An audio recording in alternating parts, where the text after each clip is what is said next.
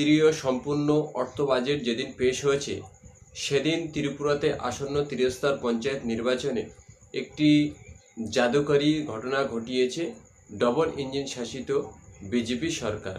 অর্থাৎ ত্রিপুরায় যে আসন্ন ত্রিস্তর পঞ্চায়েত নির্বাচন হতে চলেছে সেখানে বিরোধীদের কি করুণ অবস্থা বা বিরোধীদের কি করুণ অবস্থার মধ্যে ফেলেছে সরকারি টাকায় বা সরকার পরিচালিত সেই রাজ্যের প্রশাসনকে কাজে লাগিয়ে কি করুণ পরিস্থিতি তৈরি করেছে।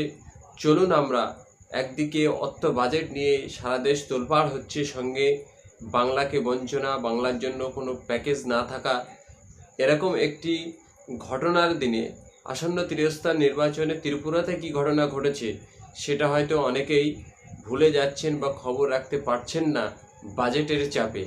চলুন আমরা একটু দেখিয়ে দেই আপনাদের আসন্ন ত্রিস্তর পঞ্চায়েত নির্বাচনের আজকে নমিনেশনের ডেট ছিল, সেই ভেরিফিকেশন ডেটের পরে 5টার সময় ত্রিপুরা ইলেকশন কমিশন কি ঘোষণা করেছে আপনারা একবার দেখুন, দেখলেই বুঝতে পারবেন ডবল ইঞ্জিন শাসিত রাজ্যের কি অবস্থা।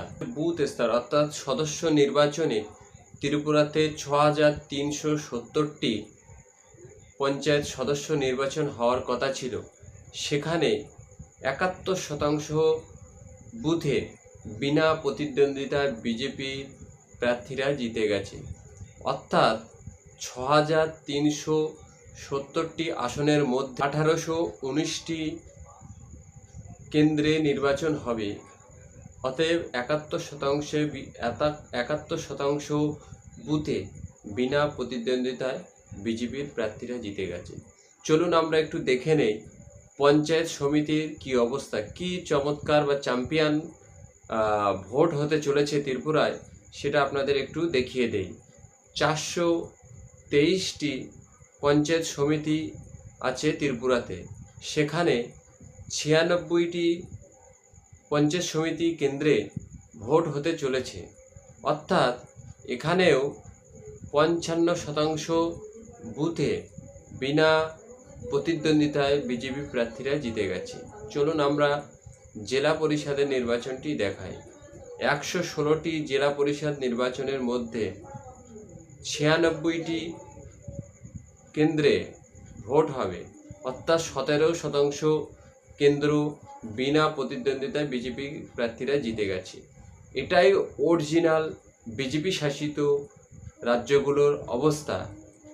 এখন আমাদের প্রশ্ন হলো, পশ্চিমবঙ্গের মাননীয় বিরোধী দলনেতা, যিনি কিনা মূর্খের স্কুল থেকে ঘুরে এসে, অর্থাৎ তিনি গোয়ালঘর থেকে ঘুরে আসার পরে 2019 সালে তিনি গোয়ালঘরে ঢুকেছিলেন এবং সেই গোয়ালঘর থেকে বেরোনোর পরে তিনি তার পতনের যে শুরুটা সেটা 2024 সালে বাংলা এবং বাঙালি পক্ষ তারা তাদের রায়দান দেওয়ার পরে তার পতন শুরু হয়েছে।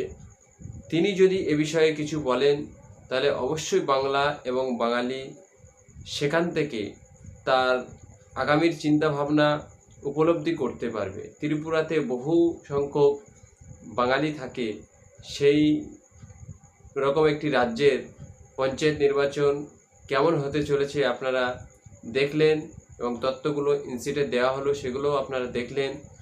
এখন যদি আপনি ডবল ইঞ্জিন সরকারের বিরোধী হন, বিরোধী শিবিরের আপনি যে পক্ষই হন না কেন, যদি এই ভিডিওটি ভালো লাগে অবশ্যই শেয়ার করবেন এবং আপনার মতামত কমেন্ট বক্সে জানাবেন।